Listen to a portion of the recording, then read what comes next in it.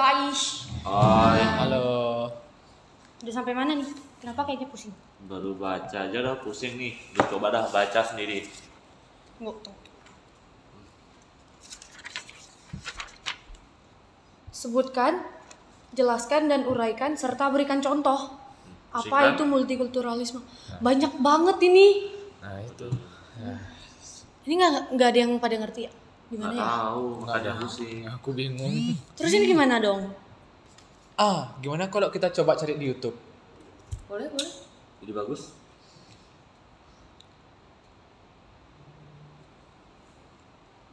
Nanya lama sama. Ya, ikan.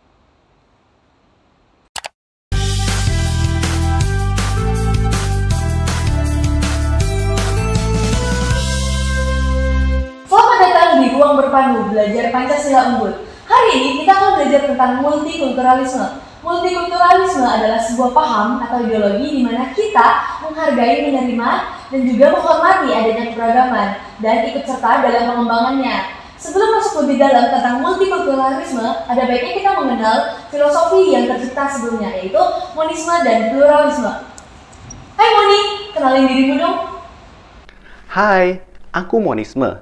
Jadi, aku manusia yang diciptakan berbeda dengan satu yang lainnya.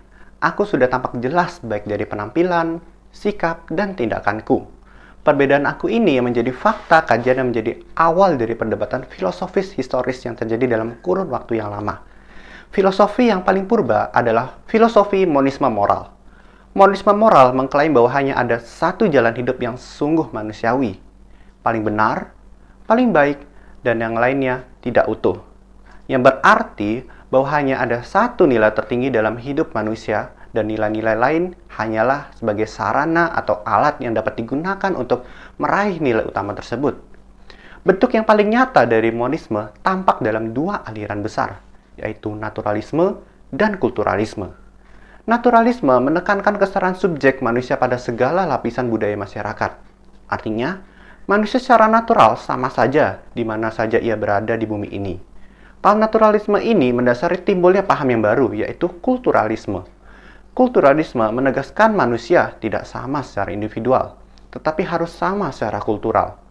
Kulturalisme mengkonstruksi kesamaan-kesamaan universal yang secara de facto terdapat pada semua budaya yang ada di bumi ini. Jadi, dari paham kulturalisme ini membentuk budaya yang homogen atau yang disebut juga dengan monokulturalisme yang mengidealkan keseragaman, penyatuan, dan kesatuan budaya-budaya bangsa manusia. Jangan lupa, kamu harus berkenalan dengan teman aku ini, si pluralisme. Hai pluralisme.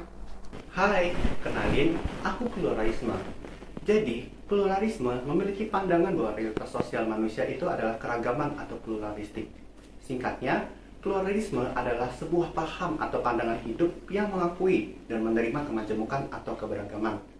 Pluralisme dapat dilihat dari dua sudut pandang, yaitu sudut pandang horizontal yang tidak dapat diukur kualitasnya, dan sudut pandang vertikal yang dapat diukur berdasarkan kualitasnya. Terdapat tiga ahli yang mengemukakan pendapatnya mengenai pluralisme. Yang pertama, Vico. Ia mengatakan bahwa masyarakat adalah komunitas yang berbeda dalam bentuk pemikiran dan kehidupan manusia. Itu sering tidak kompatibel. Kemudian yang kedua, Montesquieu. Ia menyatakan bahwa sifat kehidupan manusia itu berkembang secara perlahan dan bersifat mutlak, serta mustahil ada masyarakat yang sama. Kemudian yang ketiga, Herder. Ia menyatakan bahwa setiap kebudayaan unik itu dihubungkan dengan pengalaman sebuah kelompok masyarakat, nenek moyang, dan keturunan, serta mengungkap cara kelompok tertentu memahami dan menafsirkan pengalaman secara imajinatif. Jadi, perkembangan pluralisme di Indonesia dipengaruhi oleh faktor kondisi dan letak geografis Indonesia yang terdiri dari ribuan pulau dan diimpit oleh dua benua, yaitu benua Asia dan benua Australia, serta dua samudra, yaitu Samudra Hindia dan Samudra Pasifik. Salam kenal ya. Sebenarnya, aku merasa kita masih kurang cocok untuk berada di Indonesia, karena Indonesia itu memiliki banyak sekali keragaman. Apalagi kamu nggak sih, monisme?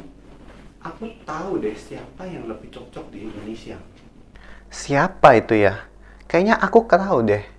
Ini nggak sih, keluarga multikulturalisme. Soalnya kan di Indonesia itu memiliki banyak perbedaan dan keragaman yang sesuai dengan Pancasila sila ketiga, berbunyi Persatuan Indonesia. Lebih pas nggak sih? Iya, benar sekali. Gimana kalau kita kenalan sama keluarga multikulturalisme aja sekarang? Hai keluarga multikulturalisme. Hai. Kalian lagi apa nih? Terus pada mau kemana? Kami mau jalan-jalan lagi. Soalnya kayaknya kami kurang merasa sesuai berada di Indonesia. Iya, Multi. Kami mau jalan-jalan dulu ya. Oh iya, kenalin ya keluargamu. Kami mau keliling dunia dulu. Dadah. Oke, bye. Hati-hati ya. Hai, aku menuju multikulturalisme atau biasa disebut MUMUL. Dan kami adalah keluarga multikulturalisme. Keluarga ini punya cerita panjang sebelum terbentuk seperti ini dan bisa menetap di Indonesia. Jadi, seiring dengan waktu, monisme dan pluralisme dianggap tidak bisa mengkonseptualkan manusia dan kebudayaan secara maksimal. Nah, maka dari itu muncullah sebuah pandangan baru yang bernama multikulturalisme yang bersifat mutlak di atas realitas sosial budaya manusia yang berbeda. Salah satu kejadian yang mendorong hal terjadi yaitu pada sekitar tahun 1960-1970-an terdapat arus tinggi imigran yang masuk ke negara barat. Dan sebagai bentuk perjuangan hak-hak mereka, pengakuan atas identitas budaya mereka tidak dapat dihindari. Sehingga mau tidak mau, setiap individu di masa itu dituntut untuk menghargai dan terbuka terhadap perbedaan budaya yang ada. Nah, multikulturalisme sendiri dapat dirujuk sebagai suatu konstruksi filosofi yang bertujuan untuk menjelaskan, menjustifikasi dan mempromosikan diversitas budaya, kesadaran akan perbedaan kultur, dan semangat keterbukaan dalam menghayati identitas perbedaan sosial kita. Dan sebagai konsekuensi dari penerapan multikulturalisme, mau tidak mau kita harus bisa mengkristalisasikan nilai, sikap, dan perspektif relevan dalam konteks pluralisme budaya. Sehingga multikulturalisme layak menjadi visi bersama semua kelompok budaya berbeda di dunia kalau mau mewujudkan kondisi-kondisi tumbuhnya kedamaian, keselarasan, keharmonisan yang menenggang realitas diversitas budaya. Nah, begitulah awal mula keluarga ini terbentuk. Tapi kurang lengkap tentunya kalau cuma dijelasin latar belakangnya saja. Nah, setelah ini istri saya akan memperkenalkan keluarga ini lebih dalam lagi. Halo, kenalin, aku ibu dari keluarga ini. Aku adalah hakikat multikulturalisme. Kalian bisa memanggilku Kamila. Hakikat multikulturalisme berarti menerima dan menghormati semua perbedaan pada setiap aspek kehidupan. Multikulturalisme berasal dari kata multi dan kulturalisme. Multi memiliki arti banyak, sedangkan kulturalisme memiliki arti aliran atau ideologi budaya. Secara garis besar, multikulturalisme dikonsepkan sebagai pandangan terhadap keanekaragaman kehidupan di dunia atau kebijakan kebudayaan yang menekankan tentang penerimaan terhadap adanya keragaman.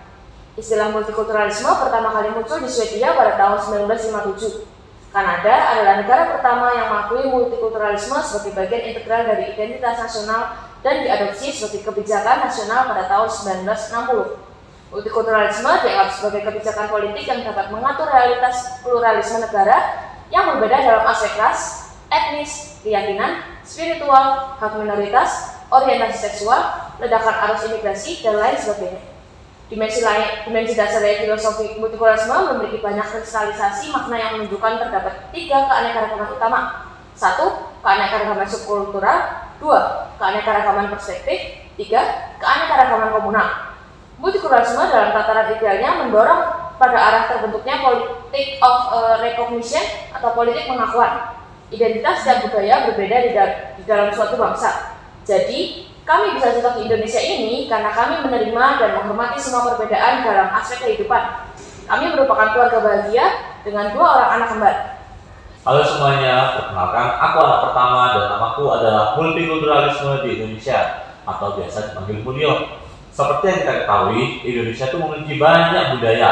Faktanya, Indonesia terdiri dari 17.504 pulau, 1.340 suku, 715 bahasa, dan 1.239 warisan budaya tak benda. Dan masih banyak lagi budaya dan keberagaman yang Indonesia miliki. Keberagaman ini disebabkan oleh 2 faktor, yaitu yang pertama, kondisi geografis, iklim, dan lingkungan alam yang berbeda-beda. Dan yang kedua adalah faktor sejarah. Oleh karena itu, Indonesia tuh nggak bisa berpegang pada monisme maupun pluralisme, tetapi dengan apa yang kita sebut sebagai multikulturalisme. Di dalam multikulturalisme, kita mengakui dan menghormati perbedaan-perbedaan sosial dan unsur-unsur budaya kita sebagai suatu rahmat, suatu anugerah, dan suatu kekayaan. Perbedaan kita anggap sebagai hadiah dari Tuhan, sebagai satu-satunya nation state dengan etnis terbanyak menyebar di ribuan pulau negeri ini. Nation state di sini berarti sebangsa, senegara. Dan ketika kita diberi hadiah, apa sih yang kita lakuin? Tentu kita harus berterima kasih dong. Nah, bagaimana cara kita berterima kasih dengan keberagaman yang ada? Dengan cara disadari, dihayati, dan diperjuangkan dalam praksis hidup kalian Indonesia menuju kebaikan bersama sebagai bangsa dan juga negara. Nah, jadi begitu. Sekarang aku akan memberikan kesempatan buat adik kembarku untuk berbicara. Makasih Kak. Hai, namaku Relevansi untuk NKRI, biasanya aku dipanggil Siti. Aku dengan kakakku punya hubungan yang erat, apalagi kita saudara kembar. Nah, awalnya kelahiranku di Indonesia itu sangat sulit. Namun, dokter bernama Muji Sutrisno membantu mamaku dengan 4 garis besar. Yang pertama adalah teks yang dihidupi dalam sejarah Bhinneka, identitas-identitas kultural yang pluralis, majemuk dalam momen historis 28 Oktober 1928. Yang kedua, warga bangsa Indonesia memproklamasikan kemerdekaan sebagai negara yang berdaulat pada 17 Agustus 1945 dengan bukti tertulis sejarah bagaimana pemimpin bangsa ini mewujudkan tujuan bersama hidup sejahtera dalam cita dan visinya dalam Mukadimah Konstitusi Undang-Undang Dasar 1945 dengan sila-sila perekat bangsa yaitu Pancasila. Yang ketiga, komplikasi mulai munculnya formalisasi 5 agama resmi di Indonesia yang diakui secara hukum. Keempat, konteks relevansi paling menjadi pekerjaan rumah kita adalah kebutuhan perumusan strategi kebudayaan dari bahasa budaya ke peradaban menjadi bahasa politik kebudayaan, manakala banjir dan arus deras acuan-acuan nilai yang meretakkan good life kebersamaan kita. Nah, udah lebih kenalkan dengan kita, harusnya udah sih. Jadi, mengapa kami lebih cocok di Indonesia? Karena kami lebih sesuai dengan pengertian multikulturalisme yang sudah dijelaskan oleh Ibu Guru sebelumnya. Oh, gitu berarti jawabannya. Berarti, oh ya. Bisa lah. Bisa. Cek HP. Cepet, buru. Hah? Tugas baru?